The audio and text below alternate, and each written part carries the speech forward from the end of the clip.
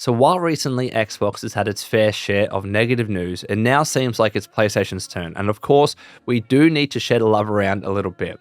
Recently, PlayStation released its third quarter earnings report, and in there they had a bunch of announcements, but by far the biggest announcement was them saying that they won't be releasing any new major existing franchise games until after March 31, 2025. Not this year, next year. So in today's video, I'll tell you absolutely everything you need to know about this latest report. If you enjoy the video and you find it helpful, please like, subscribe if you're new, with notifications if that's possible. But let's get into the news, starting off with this article from Gematsu linked in the description below. So this is what they had to say. Quote, Sony Interactive Entertainment does not plan to release any new major existing franchise titles next fiscal year, which begins on April 1, 2024, that's a mistake in the article by the way, and ends on March 31, 2025, the company said during its fiscal year 2023 Q3 earnings briefing.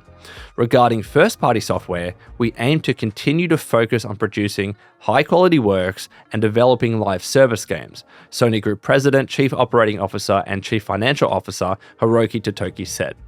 But while major projects are currently under development, we do not plan to release any new major existing franchise titles next fiscal year, like God of War Ragnarok and Marvel's Spider-Man 2. It should be noted that while major existing franchise titles includes intellectual property such as God of War and Marvel Spider-Man, it does not include new intellectual property like Concord or non-major existing franchise titles like Until Dawn.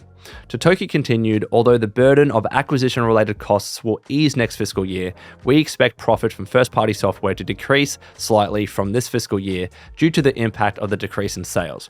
Due to this, operating income for the next fiscal year is currently expected to increase slightly from this fiscal year. However, while this is our baseline, we are reviewing measures for further improvement in profitability in advance of the annual forecast results announcement this May. Regarding the PlayStation 5 hardware, which will enter its 5th year since launch, partially due to its entering the latter half of the console cycle, we aim to optimize sales with a greater emphasis on balance with profits, so we anticipate a gradual decline in unit sales from next fiscal year onwards, Totoki said. And they even uploaded this helpful table which says, outlook for next fiscal year, PS5 hardware unit sales are going to have a gradual decline. Software sales will also decrease, again because they have no plan for the release of major franchise titles. First-party software profit will slightly decrease. Third-party software sales will have a gradual expansion, and network services revenue will also gradually expand as well. So there's a lot of talking points that we need to cover here, both good and bad of course. I want to start off though with this article from Gematsu because they do highlight how well PlayStation 5 units have actually been selling. They say the following: PlayStation 5 has shipped 54.8 million units worldwide, and if you do believe recent reports, apparently that's almost at a ratio of 2 to 1 compared to Xbox. So compared to literally their biggest competitor out there, PlayStation in terms of PS5 unit sales is doing pretty well. They might not be hitting their targets necessarily, and we'll talk about that in a second, but generally outside in, they're doing pretty well. A total of 8.2 million PlayStation 5 units were shipped during the 3 months ended December 31, 2023, which is up 1.1 million from the same period the previous fiscal year. There are 123 million monthly active users on PlayStation Network as of December 31, 2023, which is up 11 million from the 112 million active users during the same period the previous fiscal year. PlayStation 5 and PlayStation 4 software combined sold 89.7 million units during the 3 months ended December 31, 2023, which is up 3.2 million from the 86.5 million software sold during the same period of the previous fiscal year. And finally, Marvel Spider-Man 2 has sold through 10 million units as of February 4, 2024. But overall, still some positive signs when it comes to PlayStation 5 and their future outlook. However, they have actually highlighted some big concerns and issues internally within the company. And this is their words, it's not just me saying it. This is what they believe moving forward. And I want to highlight 2 paragraphs in particular from this article from VGC because they do summarize it really nicely. In the first one, they say the following. Quote, Sony Interactive Entertainment had set an ambitious sales target of 25 million PS5s for the year ending March 2024. However, in the latest quarter, it sold 8.2 million consoles, bringing the total for the year so far to 16.4 million. The company said it now expects to fall short of its original target by 4 million units, i.e. selling 21 million units for the whole financial year. So that is not the best sign. Yes, I literally just said the PS5s, at least outside in, were doing pretty well. They're doing pretty well in particular when you compare it to Xbox. But internally, they missed their target, and that's on them. I know these companies like often to set very high, lofty targets because they're confident, maybe they had a really good year previously, and they really think they can hit that target. But when you do that, when you set such a high target, there is a big chance and a big risk that you don't hit it. And when you don't hit it, it can mean some negative things. For instance, it can undermine shareholder confidence and investor confidence a little bit in the company, and it can cause them to maybe not trust as much what you're saying with your targets and forecasts moving forward into the future. Also as well, your share price can tank a little bit, especially if you don't have other things to help offset all of those targets that you just had missed, right? So negative things can happen, and obviously hindsight is 2020. If we all had a crystal ball, we'd use it to say, yeah, we're going to sell this many PS5s, and suddenly, look, we've just sold that many PS5s. It's not how it works. They have to forecast, they have to target.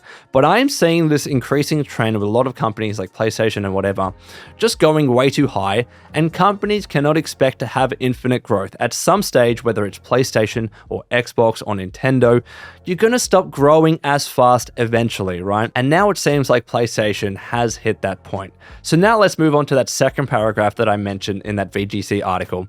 They say, quote, Sony announced strong PS5 sales of 16.4 million for the first 3 quarters of the fiscal year.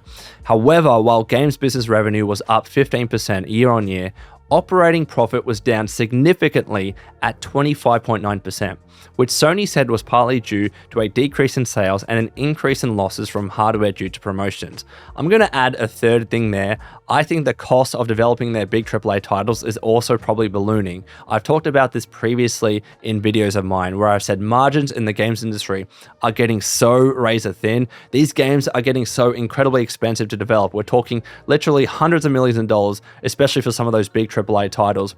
They're getting so expensive to develop, so you have to sell so many units just to break even, let alone to make a decent profit. I think that's also one of Sony's big issues at the moment. And of course, the next big issue, the elephant in the room, is their exclusives. Literally for the next year, we're not going to have any games from their major franchises. No God of War, no Horizon, no Spider-Man, and no Ghost of Tsushima. I think a lot of people were expecting at least this year or maybe early next year, we would have a Ghost of Tsushima 2, but it seems like that's not happening either. And especially when you go from a year like 2022, where you had games like Horizon Forbidden West and God of War Ragnarok, and last year, of course, we had Spider-Man 2, to not have anything from your major franchises this year, there's no other way to look at it. It is a big gap that they're going to have to try and fill with other games. And what other games? At the very least, Sony has done a decent job in still securing exclusives on the platform, even if some of them are timed exclusives.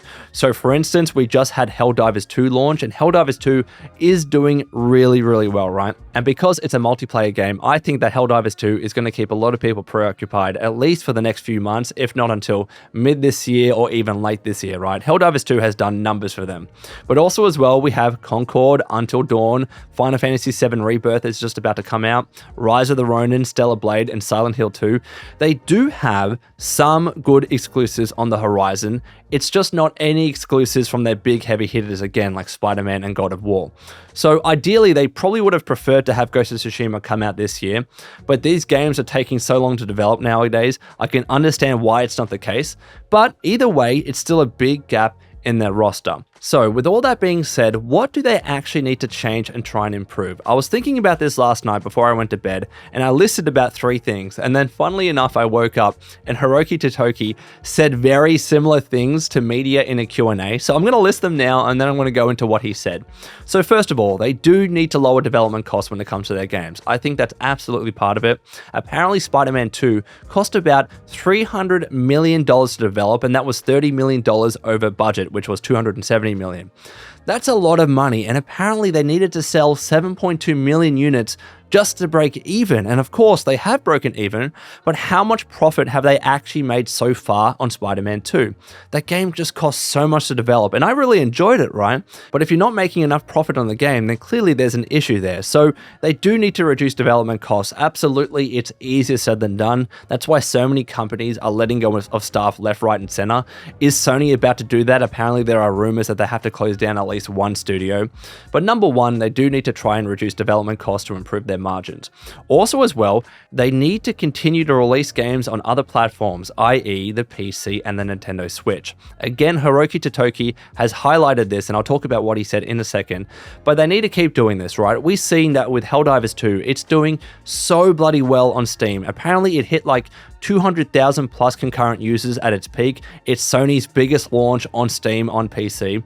So they need to keep doing that, and Helldivers 2 absolutely is doing really well on Steam because it came out day and date on PS5 and on Steam at the same time. I genuinely believe that those windows and periods of time exclusivity are going to get much smaller and smaller, to the stage where genuinely I believe that some big PS5 titles are going to keep coming out day and date on PS5 and PC. I think absolutely that's going to happen, and it does need to happen to, again, help them improve their margins.